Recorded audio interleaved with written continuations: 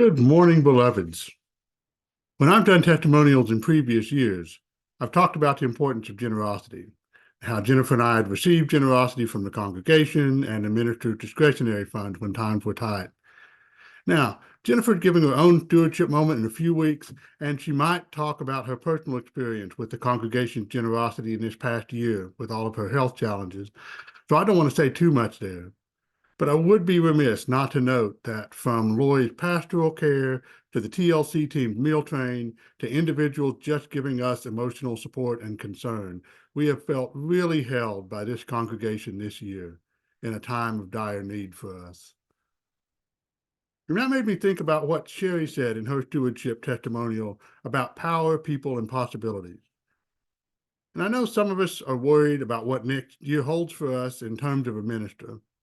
I'm not, and I want to say why. First, I have confidence in us that we'll pledge our resources sufficient to pay for what we need. Last year, unfortunately, some of our major sustainers either passed away or moved away. This year, we had to run a deficit budget.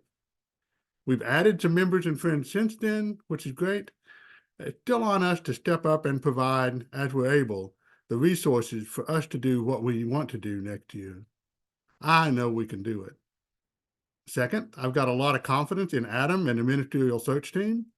I've served on the board with Adam in the past, and I can tell you that any of the things under our control are in great hands. Of course, there's a lot we can't control, and I'm fine with that.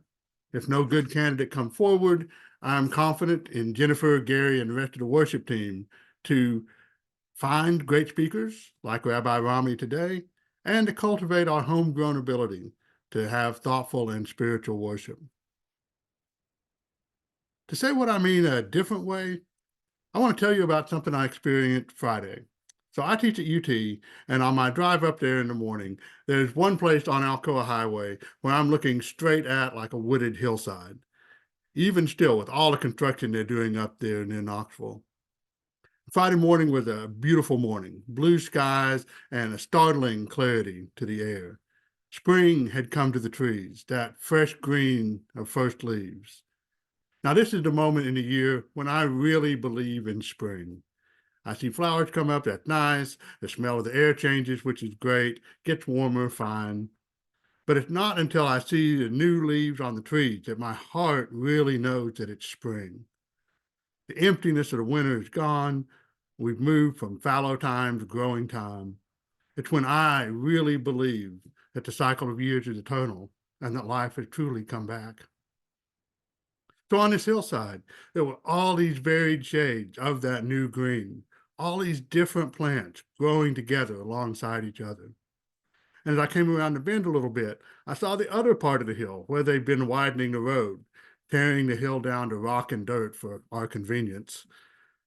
And it was green too, covered in vibrant new grass.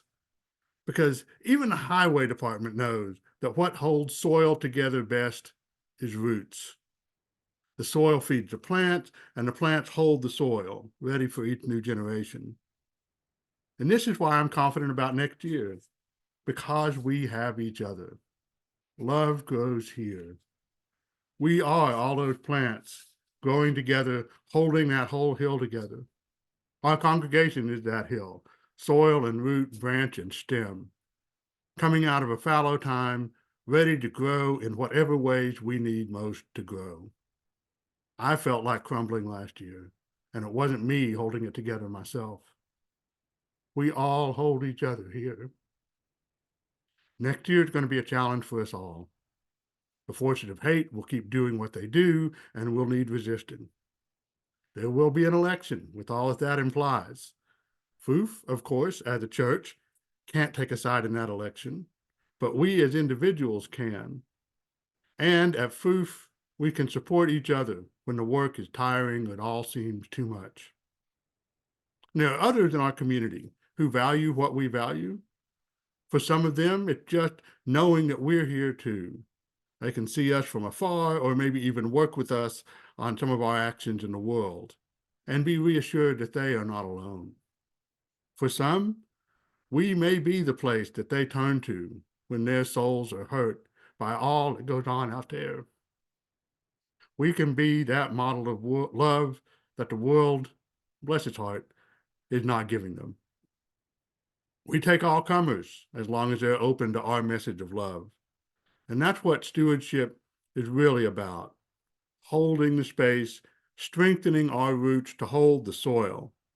We share our resources, physical, spiritual, intellectual, emotional, to hold each other and the world in love. Help make it so. Pledge generously.